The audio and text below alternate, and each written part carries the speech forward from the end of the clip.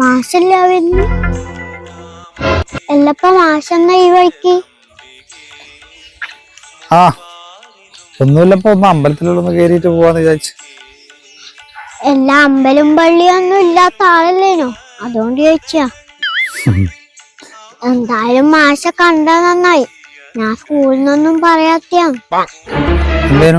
മാഷ് കഴിഞ്ഞ കൊല്ലം 2ാം ക്ലാസ്സിന് നീ പഠിക്കുന്നില്ല, തോക്കുന്നല്ല പറഞ്ഞേ. ഞാൻ ജയിച്ചു 3ാം ക്ലാസ്സിലെത്തിന്. മാഷു ഇപ്പൊ 2 തന്നെയല്ലേ. മാഷക്കളിയാക്കാനൊന്നും പറ്റില്ലപ്പാ. അങ്ങനെ ആയാ ഞാനും മാഷു എന്ന വേറെ വ്യത്യാസം.